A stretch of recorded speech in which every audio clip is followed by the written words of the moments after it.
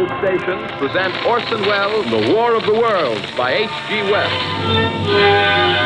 Hello and welcome back to the channel. I hope you guys are doing very well today. This is something completely different, and I've said that a fair few times here, but this really is different. We don't normally listen to radio dramas.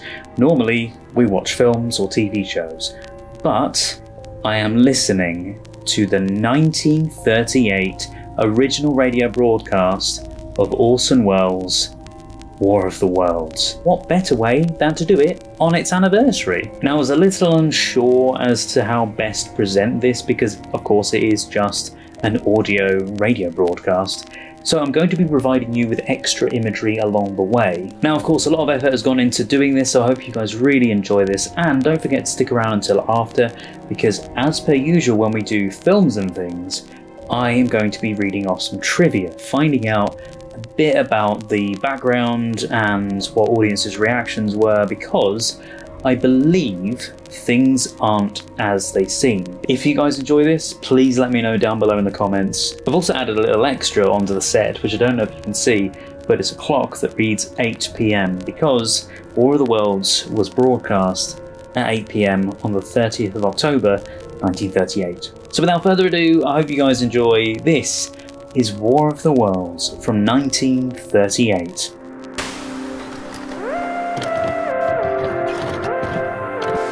Broadcasting system and its affiliated stations present Orson Welles and the Mercury Theatre on the air in The War of the Worlds by H.G. Wells. Ah, H.G. Wells. Mr. Orson Welles. This is going to be good.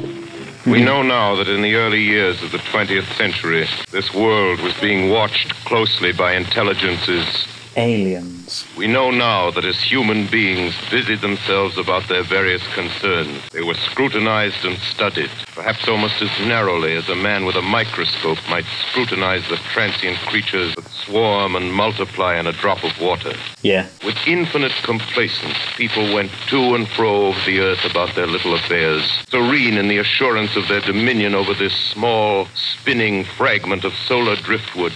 Yeah, it must have been scary for people listening to this. Not this specific bit, but... Minds that are to our minds as ours are to the beasts in the jungle. Intellects vast, cool, and unsympathetic, slowly and surely drew their plans against us. Near the end of October, business was better.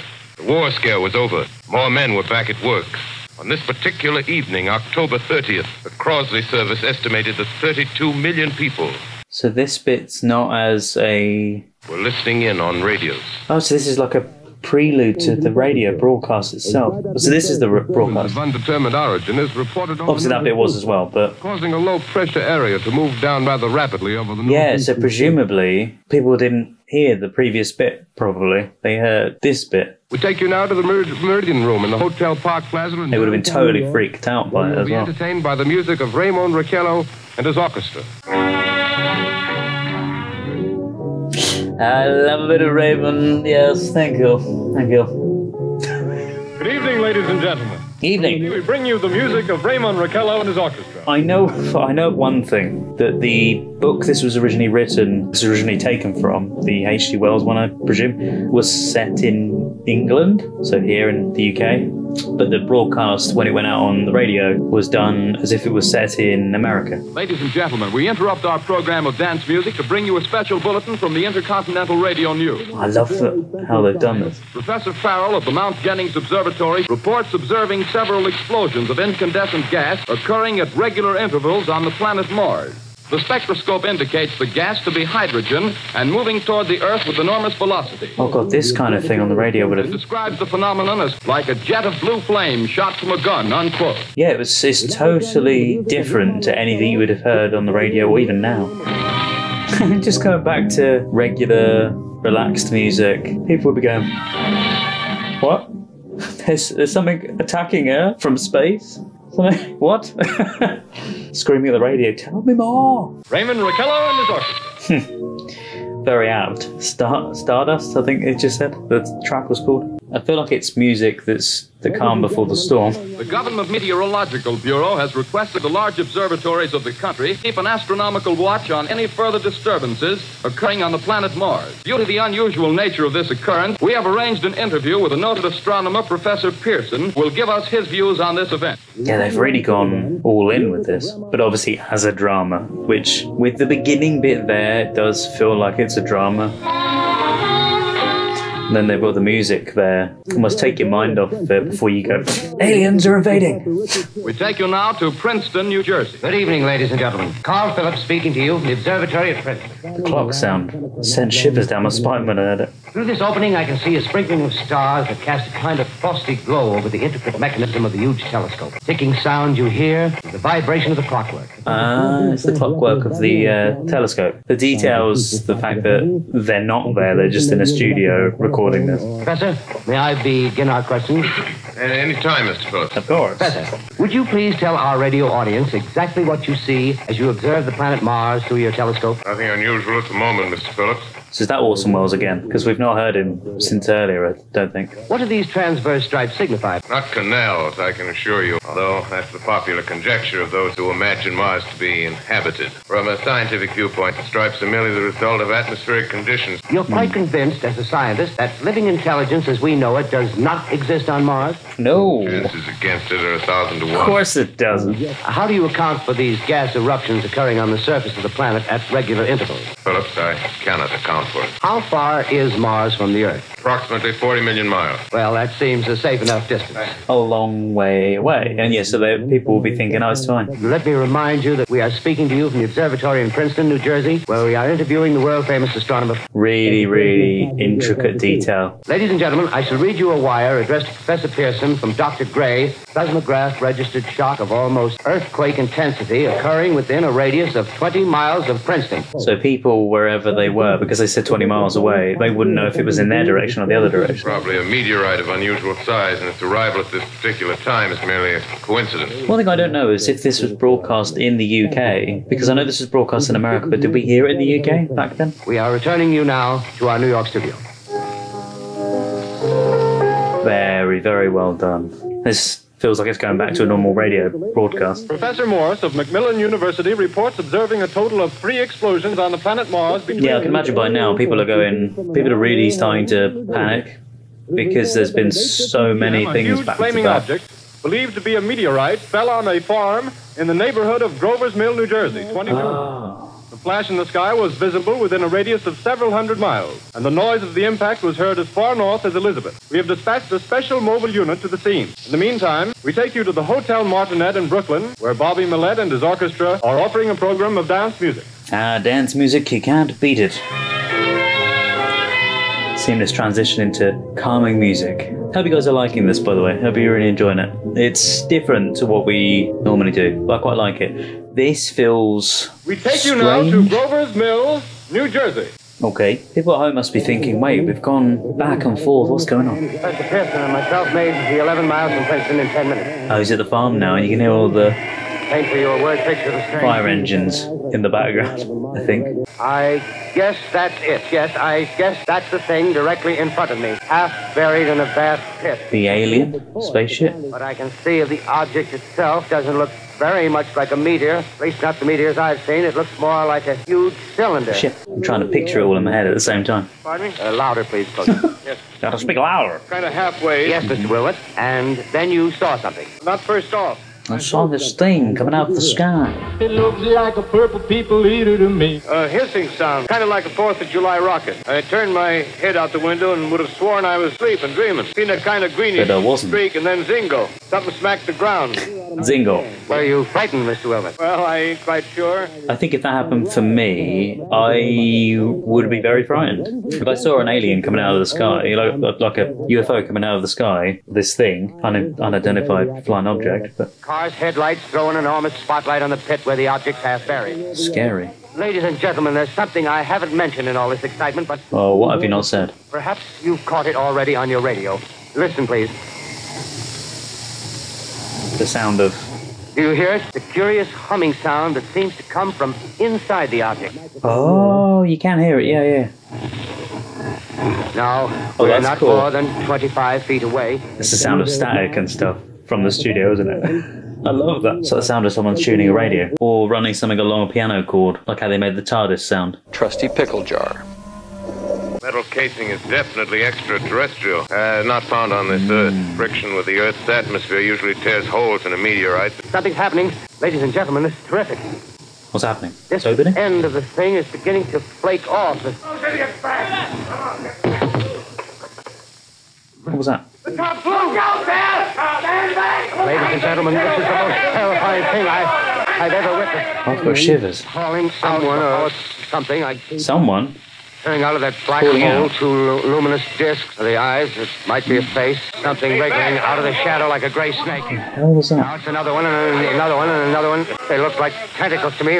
Brilliant acting, by the way, for this. Ladies and gentlemen, it's indescribable. I can hardly force myself to keep looking at it. I can picture it in my head. A kind of V-shape with saliva dripping from its rimless lips. It seemed to quiver and pulsate and take a new position. Hold on, will you please? I'll be right back in a minute. We now interrupt our radio broadcast for this next piece of music. Yeah, people listening would be absolutely terrified to hear these alien things are coming out of a spaceship, cut off to a bit of music. Oh, what's going on? We now return you to Carl Phillips at Grover's Mill. Ladies and gentlemen, am I on? I like that. Am I on? Little additions. I'll give you every detail as long as I can talk and as long as I can see. The more state police have arrived. They're drawing up a cordon in front of the pit. No need to push the crowd back now. They're willing to keep their distance. The captain and two policemen advance with something in their hands. I can see it now. It's a white handkerchief tied to a pole. Flag of truce. Wait a minute. Something's happening. Oh, what's that? Humped shape is rising out of the pit. Oh. Got a small beam of light against a mirror. Was it turning on, or? Jet of flame springing from the mirror and it leaps right at the advancing men. Strikes them head on. I'd move back. Lord, they're turning into I feel flame. like- Yeah, people are going to get killed in a minute. There's gas spreading everywhere. It's coming this way now. About 20 yards to my right. Oh, that was cool. And then they cut off. Ladies and gentlemen, due to It'll cut back, circumstances yeah. beyond our control, we are unable to continue the broadcast. Oh, that's so cool. In the meantime, we have a late bulletin from San Diego, California. Professor Indelkoffer speaking at a dinner of the California Astronomical Society. I don't want to hear about someone at a dinner. Explosions on Mars are undoubtedly nothing more than severe volcanic disturbances on the surface of the planet. Nah, you're trying to hush everybody out and it's fine. Nothing's going on. Ladies and gentlemen, I've just been handed a message that came in from Grover's Mill by telephone. At least 40 people, including 6 state troopers, lie dead in a field east of the village of Grover's Mill. Their bodies burned and distorted beyond all possible recognition. Oh, God. The next voice you hear will be that of Brigadier General Montgomery Smith, commander of the state militia at Trenton, New Jersey. It's got to state militia now. As far west as Princeton and east to Jamesburg under martial law. No one will be permitted to enter this area except by special pass issued by state or military authorities. Oh. 4 companies of state militia are proceeding from Trenton to... And no one can get out either. And will aid in the evacuation of homes within the range of military operations. That's terrifying because if this was broadcast over the radio, people didn't know this was fake. You would assume that it's under... The strange creatures, after unleashing their deadly assault, crawled back in their pit and made no attempt to prevent the efforts of the firemen to recover the bodies and extinguish the fire. The combined fire departments of Mercer County are fighting the flames which menace the entire countryside. Yeah, so if this was broadcast live as if it was live, apart from them saying that it was fake, people would have believed all of this. The next voice you hear will be that of Professor Pearson. It's like when the pandemic all came out. You could have put that as something similar. Of the creatures in the rocket cylinder at Grover's Mill, It didn't feel real, did it? you know authoritative information either as to their nature, their origin, or their purposes here on Earth. Of their destructive instrument, I might venture some conjectural explanation. For want of a better term, I shall refer to the mysterious weapon as a heat ray. All too evident that these creatures have scientific knowledge far in advance of our own. It's my guess that in some way they are able to generate an intense heat in a chamber And the heat ray is what attacked them. This heat they project in a parallel beam against any object they choose by means of a polished parabolic mirror of unknown composition. That's what set a light to everybody and Much as the killed them, mirror didn't of it? a lighthouse projects a beam of light. Oh, okay. Ladies and gentlemen, here is a bulletin from Trenton. The charred body of Carl Phillips has been identified in the Trenton Hospital. Here's a bulletin from State Police, Princeton Junction. The fires at Grover's Mill and vicinity are now under control. This is so believable. And there is no sign of life appearing from the mouth of the cylinder. People are at Grover's Mill going, Vice President in charge of operations. it is? We have received a request from the state militia What fire? to place at their disposal our entire broadcasting facility. In view of the gravity of the situation, believing that radio has a responsibility to serve in the public interest at all times, we are turning over our facilities to the state militia at Trenton. Oh, that's nasty. People would think that it's real from that. In military operations in the vicinity of Grover's Mill. So they've got a responsibility of telling the truth. But they're not telling the truth. It's all fake. The cylindrical object, which lies in a pit directly below our position, surrounded on all sides by 8 battalions of infantry, without heavy field pieces, but adequately armed with rifles and machine guns. All cause for alarm, if such cause ever existed, is now entirely unjustified. What do you mean it's unjustified? Yeah, but they just killed God knows how many people. All of the, what did they say, it was farmers and police officers or something? White smoke in the woods bordering the Millstone River, probably spotted by campers. It's probably a fire from the Now, wait a minute, I laser see things. something on top of the cylinder. No, it's nothing but a shadow. Now the troops are on the edge of the Wilmot Farm. Oh, well, wait, that wasn't a shadow, it's Are something you moving. sure? I don't think it's a shadow. Solid metal, kind of a shield-like affair rising up out of the cylinder, going higher and higher. What? Yeah. It's standing on legs, actually rearing up on a sort of metal framework. Wow. Now it's reaching above the trees and the searchlights are on it. Hold on. Is that one of those things I said about? Ladies and gentlemen, I have a grave announcement to make. Incredible as it may seem, both the observations of science and the evidence of our eyes lead to the inescapable assumption that those strange beings who landed in the Jersey farmlands tonight are the vanguard of an invading army from the planet Mars. Oh my God. 7,000 men armed with rifles and machine guns pitted against a single fighting machine of the invaders from Mars. My brain is just thinking this went out and how serious it feels. Crushed and trampled to death under the metal feet of the monster, or burned to cinders by its heat ray. The monster is now in control of the middle section of New Jersey and has effectively cut the state through its center. Because people put so much trust back then into radio.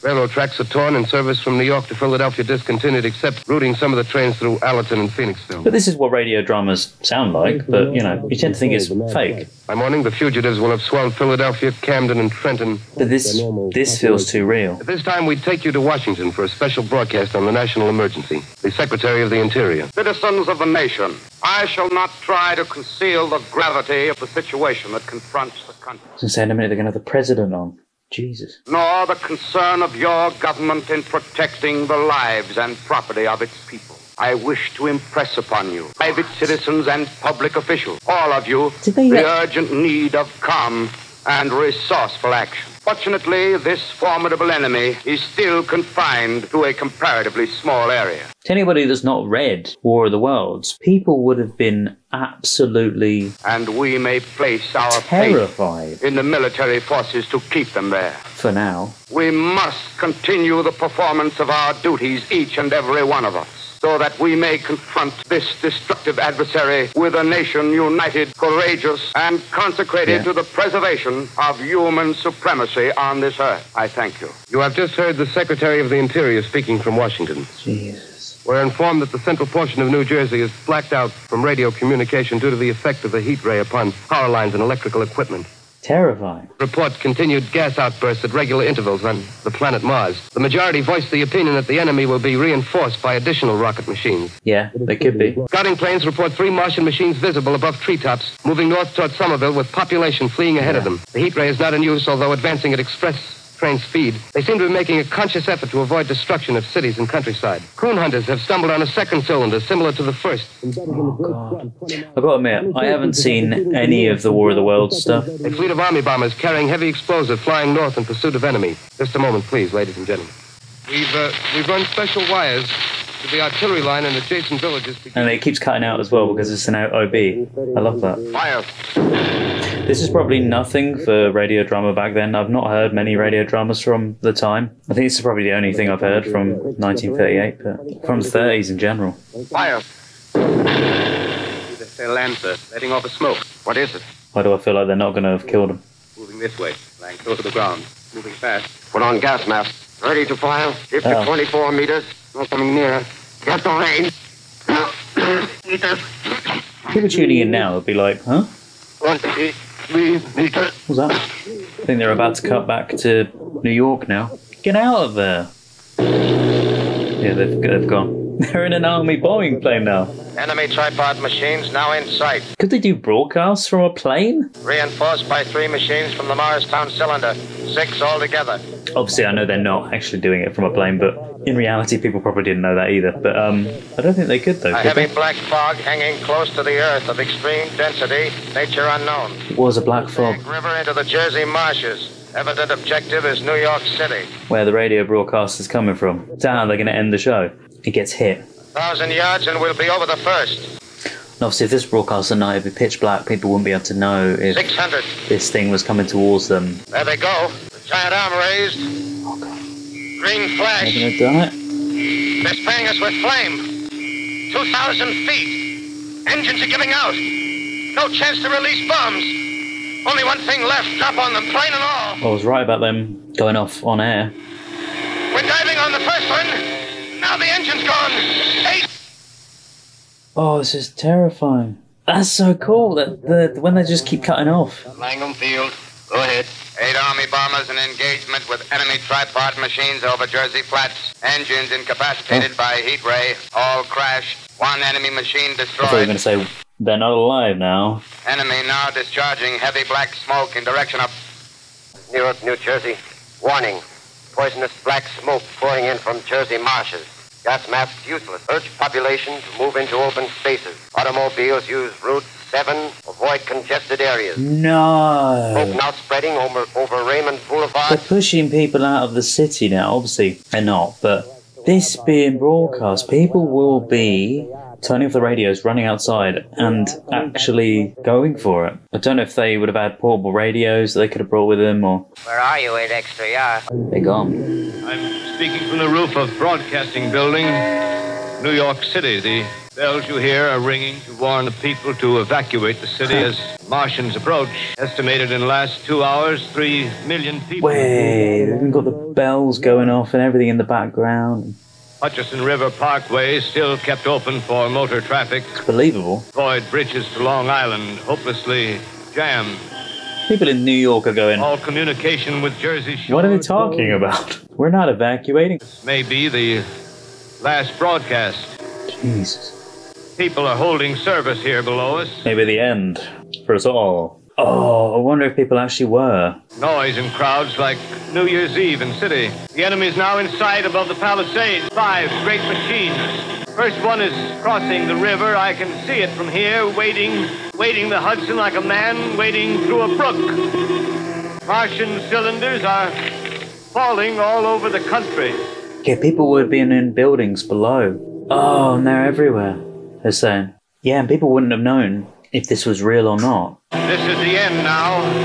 Smoke comes out, black smoke drifting over the city. People in the streets see it now. They're running toward the East River, thousands of them. Terrifying sounds behind as well. Like the sound of the machines or whatever that is. It's 50 feet. And now he's struggling. What was that? He dropped the microphone. Oh. He's not there. Somebody take over. It just cuts off. 2L calling CQ. 2X, 2L calling CQ. Terrifying. Is there anyone on the air? Just hearing that. So is this like an outside person calling the radio itself, supposedly, saying, are you on air or are you not? But imagine people in the radio station who didn't know this was going on. The performance will continue after a brief intermission. So they had to say that afterwards. I wonder why they had the break there, smack bang at whatever time this is. This really late into it. Station executives realized the broadcast had been running for nearly 30 minutes without a break and signaled to Wells to pause for station identification. As I set down these notes on paper, I'm obsessed by the thought that I may be the last living man on Earth, hiding in this empty house near Grover's Mill. Monstrous creatures in the world now seems part of another life. A life that has no continuity with the present. Furtive existence of the lonely derelict who pencils these words on the back of some astronomical notes bearing the signature of Richard Pearson. I love the poetic words. Look down at my blackened hand. Try to connect them with a professor who lives at Princeton and who, on the night of October 20th, glimpsed through his telescope an orange splash of light on a distant planet. My wife, my colleagues, my students, my books. Yeah, so this is the... My observatory, my world. Like a future... Where are they? Did they ever exist? Version of the guy, I think. Am I Richard Pearson? Or just him. What day is it? Do days exist without calendars? Yeah, I didn't know if this is him looking back. Does time pass when there are no human hands left to wind the clocks? It's October 30th. Of course. Writing down my daily life, I tell myself I shall preserve human history between the dark covers of this little book that was meant to record the movements of the stars. But to write, I must live, and to live, I must eat. Oh, I love that. He's taken to writing the notes in his notebook, his work notebook. Hissing sound, and suddenly I see a Martian so they're mounted they're still taking over. Spraying the air with a jet of steam as if to dissipate the smoke. I watch in a corner as his huge metal legs nearly brush against the house. Exhausted by terror, I fall asleep. Morning. Sun streams in the window. Black cloud of gas is lifted, and I venture from the house. I make my way to a road, no traffic. And obviously this bit, by this point... And I keep a careful watch. People know that this isn't real now, because it's the morning. It's say in the morning, but... I've seen the Martians feed. The other bits, though, terrifying. One of their machines appear over the top of trees. I'm ready to fling myself flat on the earth. 2 days I wander in a vague northerly direction through a desolate world.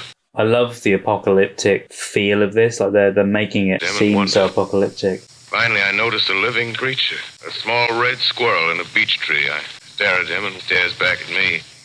I believe at that moment the animal and I shared the same emotion. Despair. Joy of finding another living being. Yeah, joy as well. But I can imagine despair as well from not having the usual things there.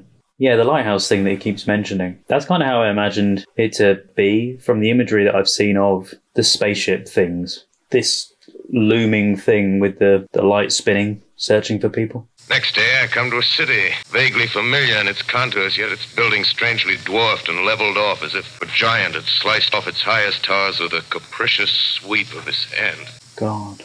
Reached the outskirts, I found Newark, undemolished but humbled by some whim of the advancing Martians.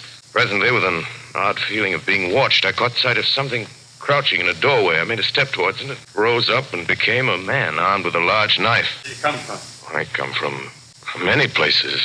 A long time ago, from Princeton. Oh, I used to come from Princeton too. Near Grover's Mill. Yes. Hey, what was that? What was what? Did we hear something just then? No. No. Only a bird. A live bird. You get to know that birds have shadows these days. Hey, we're in the open here. You get undercover. Let's crawl in this doorway here and talk. Have you seen any Martians? But if you're in undercover, you never know where that thing is, because you don't want the foot going. They're going over to New York. Night, the sky's alive with their lights. At least you know where they are in the daytime. By daylight, you can't see them. Oh. Wait, what? 5 days ago, a couple of them carried something big across the flats from the airport. But in the daylight, you can't see them. Surely you'd be able to see them in the daytime, but you can't see them at night, because they're dark shapes in the sky. They've only lost one machine. There isn't anything to do. We're done. We're licked. Where were you? You're in a uniform. Yeah, Was he a... I was in the militia. Oh, he was in the National militia. Guard. That's good. There wasn't any war. Any more than there's war between men and ants. Yes, but we're eatable ants. I found that out. Oh. What'll they do to us? I thought it all out. You obviously saw people getting eaten. Right now, we're caught as we're wanted. A Martian only has to go a few miles to get a crowd on the run. But they won't keep on doing that. They'll begin catching us systematic like. Hopefully not. They haven't begun on us yet. Not begun? Not begun. All that's happened so far is because we don't have sense enough to keep quiet. And screaming and shouting and talking loud like you are now, he'll attract them. I wouldn't be talking loudly.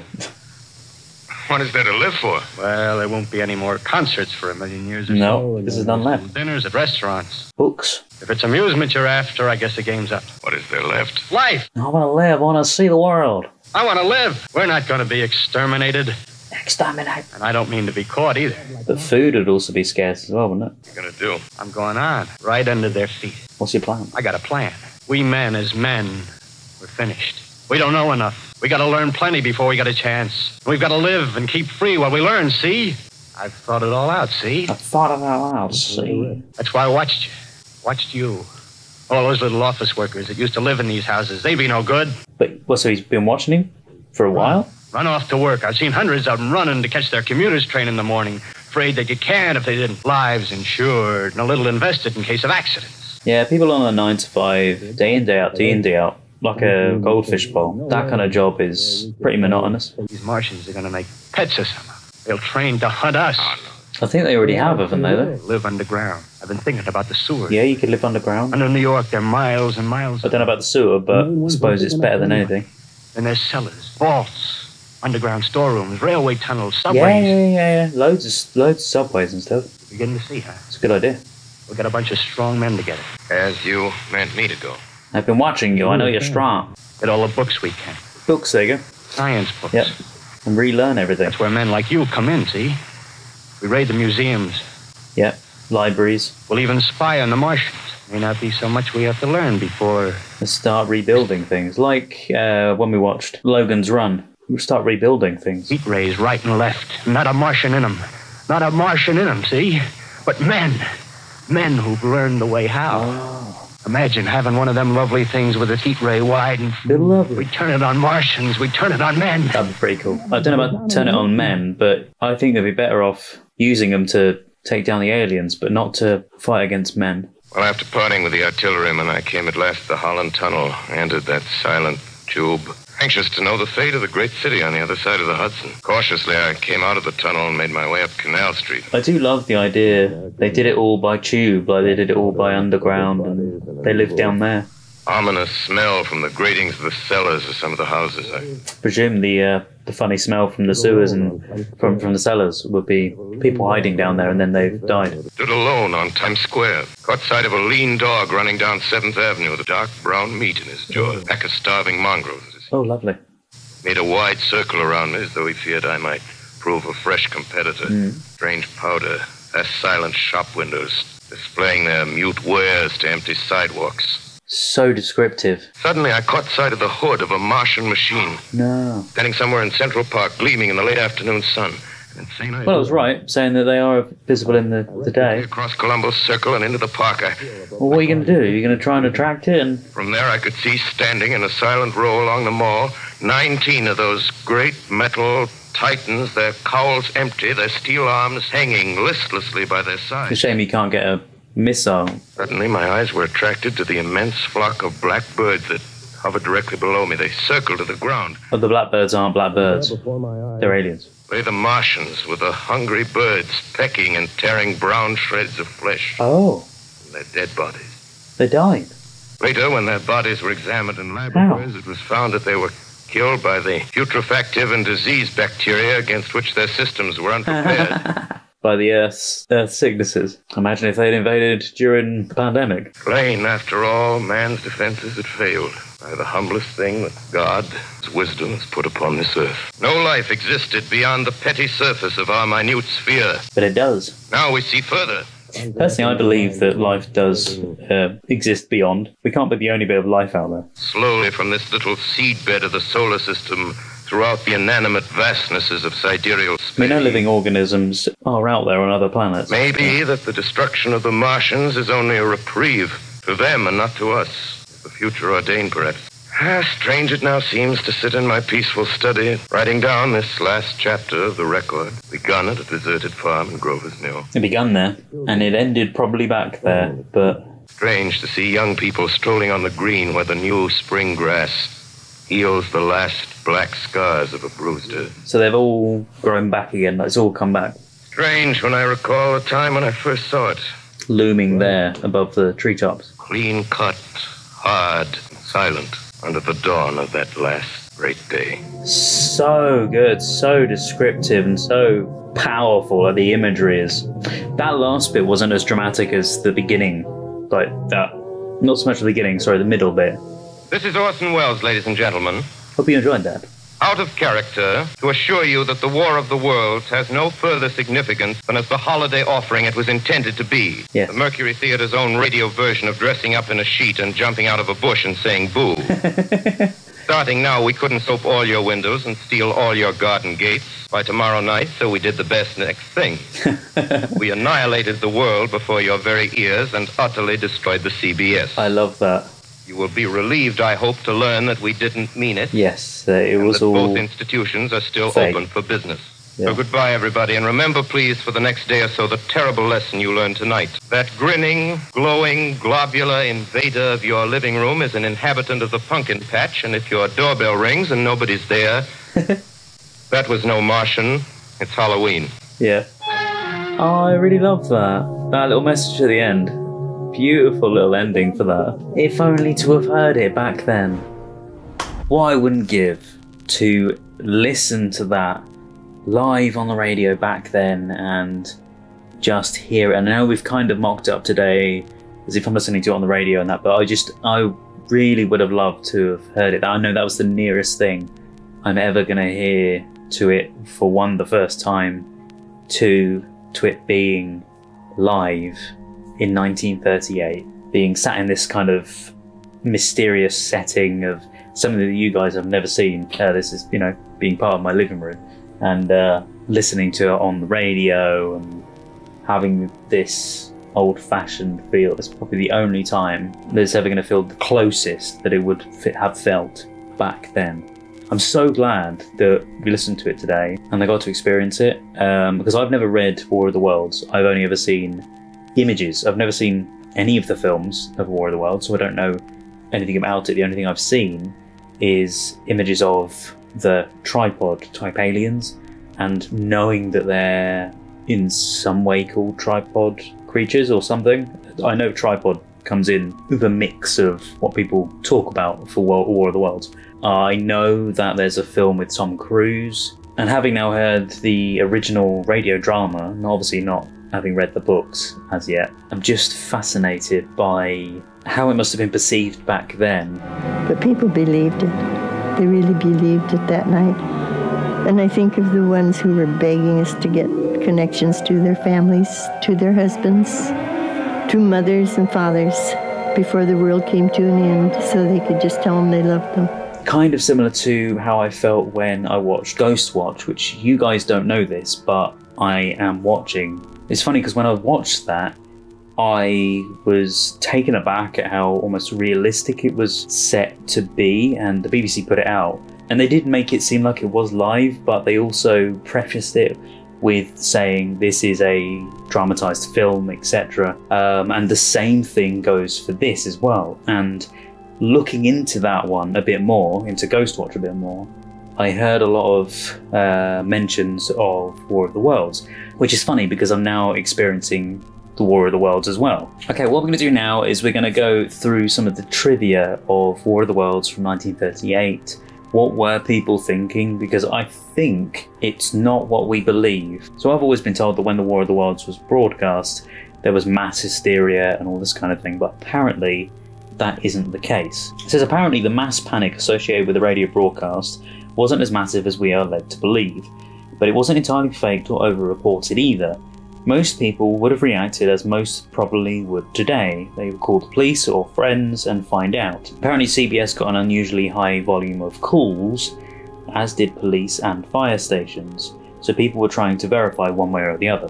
Caches of letters to CBS, Wells and the FCC have been found from people who had believed it, many congratulating Wells for a job well done, which he absolutely most deserves because they very much put that across in a way that was believable for the most part. Not so much the beginning, opening area or the ending after the break kind of part, but the middle bit. That was very well done. The whole story was told very well, but the bit that was most believable was the parts where it's like they're there on the scene. The listening audience was 6 million, and it's estimated that about 1 million of those, however briefly, believed the programme. Because it was Halloween, some stupid things were bound to happen anyway. A lot of extreme reactions came from people who hadn't heard the show, but heard of a Martian invasion, or a deadly meteor crash, from friends or neighbours, or others who thought it was real, simply tuned in late. They heard invasion and poisonous gas and, thought the worst. They also thought German political parties were invading as well. Also, apparently another thing that most people would have done, that people would do today, is change the station, because such a world-shattering event as an alien invasion wouldn't be covered by only CBS, but would also be heard by regular broadcasts on other stations. So they realised then that it was a play when, the other stations weren't broadcasting anything of the like. Because if one station is broadcasting, oh my god, there's an alien invasion, everyone would be covering it. It wouldn't just be that one station there. The idea that a lot of panic came from people who'd switched over late from the Chase and Sanborn hour on the NBC is based on the idea that Chase and Sanborn was lowbrow comedy with Edgar Bergen and Charlie McCarthy. So researchers assumed that anyone who believed in a Martian invasion must be either stupid or, at the very least, incredibly naive. Letters and telegrams revealed listeners who'd had CBS on as background noise. Others were fans of Mercury Theatre who had tuned in late or didn't hear the first couple of minutes and thought Mercury Theatre was being interrupted. Yeah, I suppose, because if you tuned in late, all you would hear is this music and then it fading down and we have to interrupt this programme, blah blah blah. You would never presume that it was the start of a drama on the radio. Well, apparently there were other people who were listening on faraway static-ridden stations who could only hear parts of what happened, such as invasion or Martians, many of which would have heard invasion without the Martian parts and just assumed it was a play. Other people heard meteor crash and thought it was a natural disaster. Brad Schwartz, in his book Broadcast Hysteria, writes, above all, what late listeners heard and understood were the references to real organisations and figures of authority. Their ears pricked up at the mentions of Governor of New Jersey and Princeton University, the Red Cross, the Vice President of CBS, and Princeton University. Those things would have made the broadcast seem completely real to most people listening in. Oh, apparently, since it was broadcast live, the 8 PM Eastern Time presentation was heard at 5 PM in the Pacific time zone and 6 PM in the Mountain time zone, which on a Sunday happened to fall in the same window as late church services. One Salt Lake City newspaper reported that a few church services that night were abuzz with nervous talk about the invasion, since churchgoers had tuned in their car radios in the middle of the show on their way to church and weren't aware that it was a drama. The same article also said that a publisher of one Idaho newspaper called the Salt Lake City office of the Associated Press that night demanding up-to-date info on the New Jersey meteor deaths, before being reassured that it was all fictional. Apparently Wells was deeply involved in producing a theatrical play at the time and was only peripherally involved with the preparation of War of the Worlds, but he emphasised that it must be as realistic as possible because the story was an old classic and he feared listeners would be bored and tune out. Many did recognise the old tale. Children who wrote Wells enthusiastic fan letters. Apparently Wells was only 23 years old when the Mercury Theatre Company decided to update H.G. Wells' 19th century science fiction novel War of the Worlds for national radio. Yeah, apparently according to this, most Americans were listening to NBC at the time with the Ventriloquist Act, and only turned over to CBS at 8:12 PM, which was after the comedy sketch had ended on their channel, which at that point was too late, and of course, on the radio drama, the Martian invasion was happening. Apparently the radio play featured work from several prominent Hollywood legends to be, including Orson Welles himself, who had yet to achieve fame as a filmmaker. His first film, Citizen Kane, which we have watched on the channel, you can check that out if you want to, didn't come out until 1941. The script's author, Howard Koch, would go on to win an Oscar in 1944 for his screenwriting work on a Humphrey Bogart film, Casablanca, which, again, we have also watched on the channel, so you can check that out if you'd like to. The composer for the Fateful Nights episode, Bernard Herrmann, would go on to most famously write the score for Alfred Hitchcock's Psycho, which I have yet to see. I know of the infamous shower scene, that's the only thing I know. The telephone switchboard at the studio immediately began lighting up with calls from people being confused or with frightened listeners. By midnight, the lighted bulletin that circled the New York Times building read, "Orson Welles causes panic," which I'm sure was pretty terrifying to see for Orson Welles himself. Thousands of people across the country called police, newspapers and more, asking if what they heard was real. Amidst all that, perhaps the most terrified listeners were in Concrete, Washington. By coincidence, during the midpoint of the broadcast, The power went out throughout the town. Oh my god, absolutely terrifying. Imagine that, you're in the middle of the broadcast. They say, these Martians are invading. Everything is going to pot. There's black smoke everywhere. There's people being killed, you know, everything is happening. And then, everything goes out. There would be utter panic.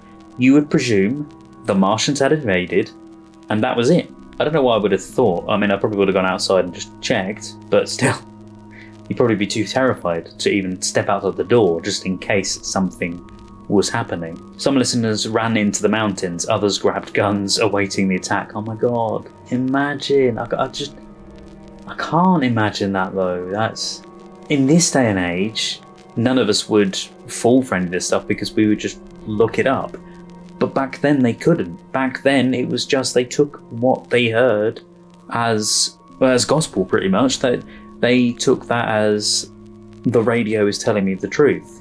It's the same with Ghostwatch when that went out. They were saying, well, the BBC, you know, the BBC that's telling me the truth. That's a real live thing that's going ahead. They didn't know that it was fake. Apparently days later, a reporter asked Welles, were you aware of the terror that such a broadcast would stir up?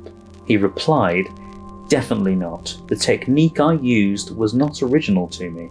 It was not even new. I anticipated nothing unusual. I am terribly shocked by the effect it's had. I do not believe that the method is original with me or peculiar to the Mercury Theater's presentation. I had every hope that the people would be excited as they would be at a melodrama. Radio is new and we are learning about the effect it has on people. Learned a terrible lesson. Apparently prior to production, Welles showed interest in creating a broadcast that would appear real. The result was a group effort made up of producer John Houseman, writer Howard Koch, as well as several suggestions made from Mercury Theatre cast members. Most importantly, Frank Reddick, who played the reporter on the ground as aliens emerged from their ships, decided to mimic his panicked reporting of the audio from the Hindenburg disaster. Welles suggested to slow the pace of the show's opening minutes to highlight the monotony, which sped up during the alien invasion. Yeah, I really like the way they did that, where it seemed you had the music playing, you had the voiceovers saying, you know, oh, this is this bit of music, this is this, we're going here to get a little report of this person here. And it just seemed like normal. Doesn't seem like it's a dramatized play or anything. It just feels kind of real.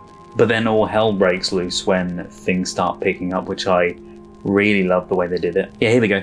Audiences in the 1930s trusted radio and had not yet experienced arguable misuse of the airwaves. Because that was complete misuse of it. Yes, it was a drama, but they were portraying it as real. If they did that now, I know people would know it was fake, but if we didn't have the internet, if we didn't have any of that stuff, people would still be utterly bemused, that they would still think it was real. The same with TV. If they put something on TV and we had no way of knowing if it was real or not, it would still be the same.